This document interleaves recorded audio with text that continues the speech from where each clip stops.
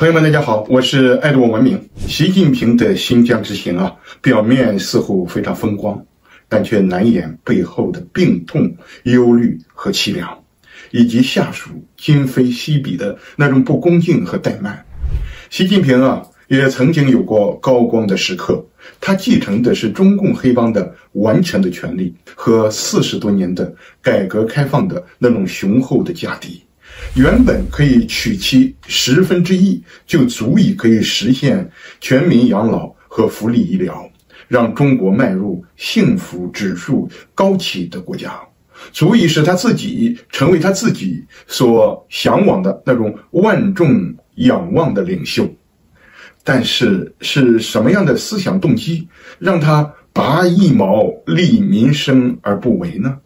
他是怎样从众望所归到众叛亲离，再到全世界围剿，在作死的道路上一路狂奔的呢？在分享之前，请朋友们点赞、订阅、打开小铃铛，谢谢各位。网上有网友爆料称，新疆庆祝成立70周年的文艺晚会原定是在乌鲁木齐奥林匹克体育中心举行，那可是为这一次的所谓的大庆，新疆人自筹资金兴建的新综合性的体育性场馆。但是由于安全部门查获了一起预谋在庆祝大会现场以爆炸方式进行袭击的案件，导致了原计划取消，临时改为在新疆人民会堂室内举办。这让新疆上上下下都感觉很没有面子，这就是不计成本维稳的最后结果。央视画面显示习近平走路慌张，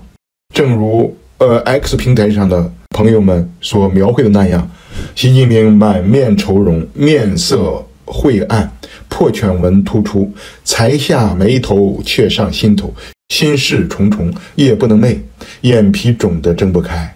新疆之行规格和安排基本与西藏之行是一样的，而且官媒虽然说是习近平率领的代表团，但是团长依然还是王沪宁。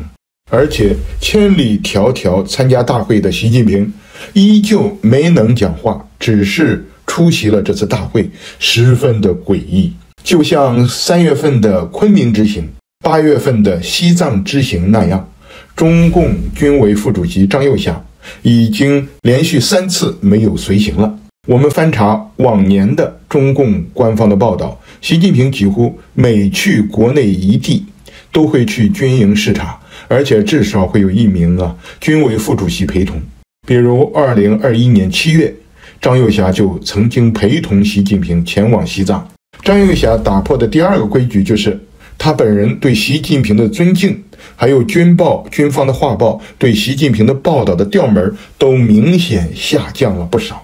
虽然还会提习主席，还会提2442效忠之语来装门面，但总体感觉是敷衍的成分居多，更是只口不提什么贯彻军委首长负责制。在其出席的一些场合，也缺少对习近平的效忠之语。至于军方画报的这个封面，从今年的4月份到刚刚出版的8月刊，已经连续5个月将习近平的画像下架。众所周知习近平在中共19大全面掌握权力，走上一尊独大的道路后，作为军方重要刊物的习近平画报时刻都会彰显听习主席的话，除非特殊情况，画报的封面基本可都是习近平本人在各种重要场合讲话的照片呢。在习近平新疆视察期间呢，陪同官员当中，王沪宁的肢体语言极其反常。在中共官场中，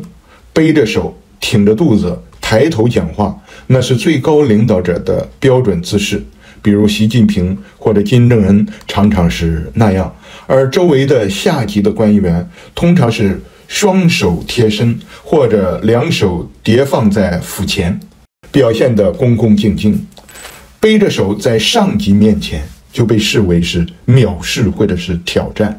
资深的官员不可能在央视的镜头前随意而为之，但是党媒发表的一组图片显示，王沪宁背着手站在习近平的面前。习近平指手画脚的讲话的时候，王沪宁采用的是那种领导的姿势，好像这个习近平和王沪宁的这个被领导的角色已经互换了。还有另一张图，王沪宁面对着习近平，习近平挥着手在说话，王沪宁仍然是背着手，以审视的目光注视习近平，这就犯下了官场的大忌。在另一个场馆里边，王沪宁继续背着手听习近平讲话。对比以往王沪宁陪同习近平外出的时候，动作总是规规矩矩的下级的那种姿势姿态。那么这些照片显示出王沪宁公然藐视习近平。自媒体人唐靖远先生认为，唯一可以解释的就是习近平已经失权，仅剩下演员的角色，王沪宁不再将其放在眼中。外界如果只是听这个党媒公开的宣传，那就得出的结论就很简单，那意思就是习近平依然大权在握。但是如果仔细的观察中共的官场官媒不经意间流露出的这些蛛丝马迹，或许这才是真相。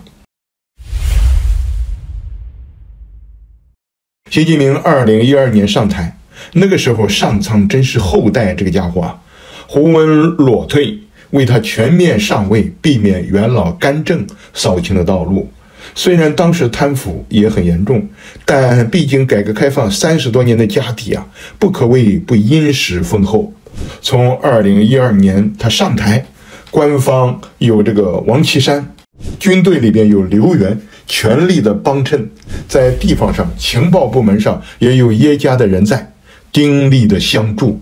大概到了2014年，他就全面掌权了。那个时候的习近平好像是很得人心，春风得意，所向披靡。但是他2014年众望所归，万千宠爱于一身，大权把握之后，一系列的权谋破坏了中共黑帮的规矩，让他的同类心寒。一系列的使政治国，让中国经济陷入了内外交困的困境。中共本质上就是一个黑帮组织，黑帮就会有自己的帮内的非正式的权力规范和潜规则。邓小平在20世纪80年代推动的国家主席任期不超过2届，每届5年，旨在防止毛泽东时代的一言堂和终身制的重演。这被视为是中共黑帮规矩的核心，强调集体领导和定期的更迭。2018年3月，习近平却主导修宪，取消国家主席任期限制，为自己的终身执政铺路，打破了习近平的废除领导干部终身制的原则。他还在2022年20大上打破了7上8下的年龄惯例，自己69岁了，本来该退下了，却继续连任。同时留任多名超龄的亲信，比如70岁的王毅，却迫使67岁的李克强和汪洋退休，甚至洗澡死了李克强，并且在众目睽睽之下把胡锦涛架出了会场。20大后，政治局常委几乎是清一色的习近平的亲信习家军，打破了以往的派系拖鞋。回首他这13年的执政，网上有人指出习近平执政的最大败笔就是3年动态清零。在他的治下，新冠病毒从武汉病毒研究所出笼，危害天下，死伤无数，给整个人类造成灾难。虽然当中也曾像小人抵赖一样想要摔锅给美军，但却无济于事。接着就是以人定胜天的那种狂傲，采取3年动态严格清零政策，整整3年侵害了14亿中国人的人权，造成了中国经济元气大伤。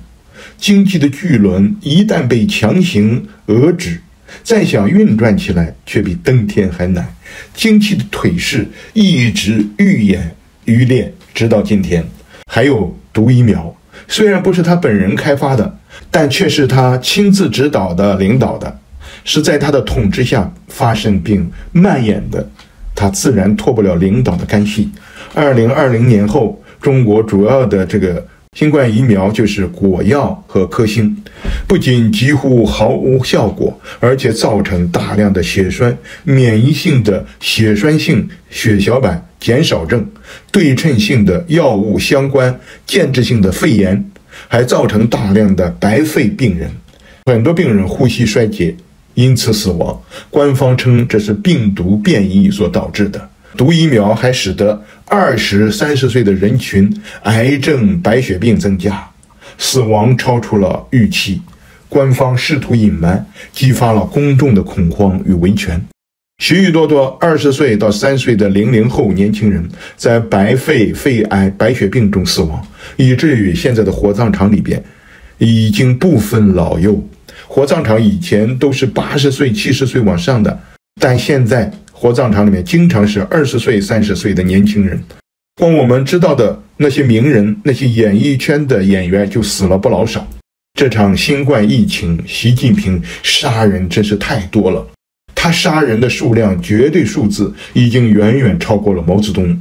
毛泽东虽然杀人也很多，他饿死了8000万中国人，但是毛泽东没有这么集中在3年里杀人，而是几十年杀了8000万。另外，毛泽东都是直接杀的，可没有像习近平这样使用高科技，用科技狠活来杀人的。杀业太重了，报应惨烈。2024年7月15日三中全会的会场上，谁能想到啊，习近平出乎意料的中风脑梗了。他的医疗保全措施那么好，竟然中风了。一昏迷就是2个月，醒来后已经是物是人非，大权旁落。这一定是冥冥之中神明之手的操弄吧。习近平执政的第2大败笔就是一带一路和雄安新区，这种所谓的国际大撒币浪费了太多的钱了，把改革开放几十年来积累的家底全撒了。一带一路和雄安新区花了多少钱呢？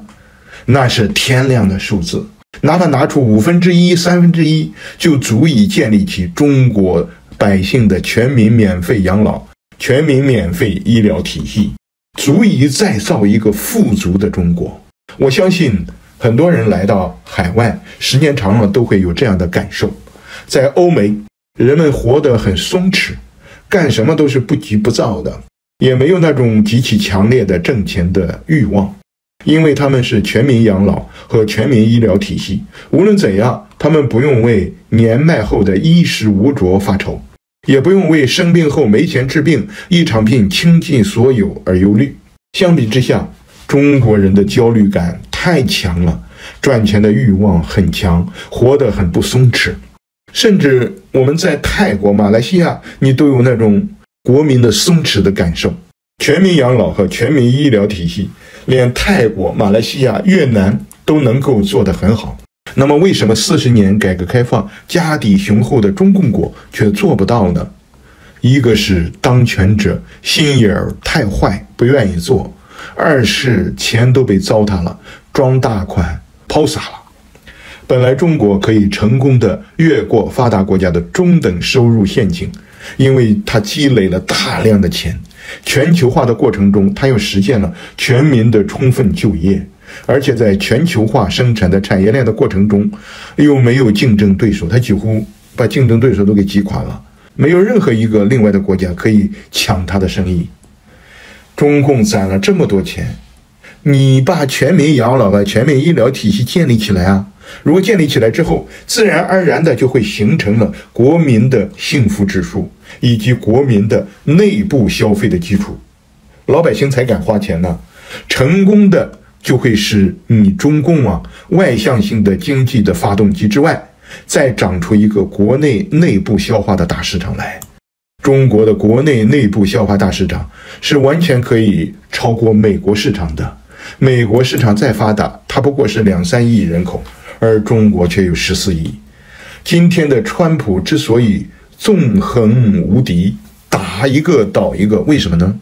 就是因为美国的国内市场是世界第一。美国说买谁的货谁就发财，美国说断谁的货收谁的税谁就会躺下。但是我告诉大家，中共国如果建立起来这个全民医疗体系和全民养老体系的话，中国的国内市场是可以超过美国的。因为人们不为养老发愁，不为疾病发愁的时候，人们就会舍得花钱。也有网友说，不用假以时日，3年之内就可以超过美国，因为中共国已经在这之前建立起了世界工厂，这方面已经超过了美国 GDP 的基础已经在那儿。那为什么不做呢？一个就是心也太坏，不想做；二个是呢是没钱。钱啊撒给非洲了，钱啊撒给了柬埔寨、缅甸了，钱呢撒给了东南亚那些嘎腰子的园区去了，都干了这种事儿了。还有你习近平为什么就一拍你脑门就弄那么个雄安干什么呀？几万亿的钱白白的砸进去，却成了一个荒凉的建筑坟场。为什么呢？那就是习包子这种货既蠢又坏，这可能跟他小时候的环境与经历有关系。他爹习仲勋其实是一个狠人，14岁就参与了一场谋杀行动，要谋杀一名所谓反革命的教师。行动失败了，却使其他几位老教师呢因此患上了重病。到了这个习仲勋的20岁的时候，习仲勋就已经2次入狱，而且还中过弹。所以习仲勋呢绝不是个正常人，他是一个杀人犯、暴徒、问题青年。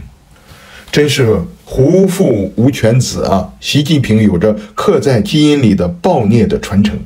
习仲勋文革中遭到了毛泽东的点名批评，有问鼎大位的野心，被打入冷宫长达15年的时间。事实上，他确实有这种野心，并把这种野心输送给了习近平。据说啊，习近平曾经在年少的时候就私下表示，做男儿就当做毛泽东这样的男儿。习近平当政以后，他曾经私下里对他的下属们说，30年河东，30年河西，风水是轮流转的。我习近平能够做到了江山大位啊，何尝不是共产党对我父亲习仲勋当年的收留之恩的一个还债呢？目前众所周知，习近平整人那一套完全是按照毛泽东那一套行事，甚至比毛泽东更加毛泽东，手段更残忍。媒体人杜文先生认为啊，习近平对于家庭遭遇冤假错案是一个非常能够感同身受的人，所以他要在当权以后制造更多的无数的冤假错案，以报复共产党，报复社会。习近平不是一个正常人，是一个有着严重心理疾病的人，是那个体制亲手将他与他的家庭碾碎在地狱深处，又亲手将他拖到了今天的这种地位顶端的一个历史的怪胎。他父亲的屈辱，他同父异母的姐姐的自杀，母亲的被批斗，少年时代的少管所，饥饿失智，冷冷的地板，打倒习近平的喊声，这一切都不是锤炼出一个忠诚的战士的党校，而是一个酿造出一个披着红色外衣、怀抱深仇大恨的复仇者的一个地狱人物。习近平不是毛泽东的学生，而是毛泽东那种极权逻辑的变异的后代。他更加的孤僻，更加的偏执，更加的残酷。习近平是不是为复仇而来？外界无法探究他内心的真实想法。但正如大家给习近平起的绰号一样，总加速师确实不是虚名，他正在让罪恶滔天的中共成为全球公敌，陷入孤立。所以啊，一个人在他很小的时候，世界观开始形成的时候，培养他先做人呢，是最重要的。习近平但凡有那么一丝一毫的胸怀天下，不只是为了满足自己的权欲，而是关心一点百姓的福祉的话，中共国的百姓就不会像今天这么惨，他自己的下场也不会这么惨。一个坏人呢，只会害人害己，只有那些有良知的好人，才可能利人也能利己啊。习近平执政的第3大败笔，就是在俄乌战争中的立场。习近平在俄乌战争中奉行一意孤行、无条件、无上限的支持俄罗斯的政策，选择站队俄罗斯一方，这导致中国在国际上陷入空前的被动局面。自中共建政以来，那么谁侵略和割占的中国领土最多呢？答案就是俄罗斯。进一步的追溯中国的近现代史，是谁杀害中国人最多，割让中国的土地是最多呢？并非是日本，日本从来没有永久的割占过中国的一寸土地，而是俄罗斯。支持俄罗斯无异于是脑子进水了，暴露了习近平、习党魁的无知、愚蠢和短视。那么这样一个立场，使中国以及中国人的命运严重绑定在了战争狂人、战争罪犯普京的战车上。中国在国际上为什么会像今天这么的被动呢？就是因为站队俄罗斯，导致了与世界、与乌克兰的关系尴尬。目前中国面临着人心涣散、信心崩溃的局面，习近平失去了军队的支持与信任，无法取得令人信服的成绩。一旦领导力出现了问题，就如同一个坏学生的成绩单被暴露，写满了不及格、烂尾和失败，那么他的烂尾和败家子的行为实在是罄竹难书啊。而他本人也在面临着上天和人们的厌弃带给他的悲惨命运。也只有解体中共，才可能扭转中华民族的衰败。时事变换，发出我们自己的声音。朋友们，今天的分享就到这儿，朋友们再见。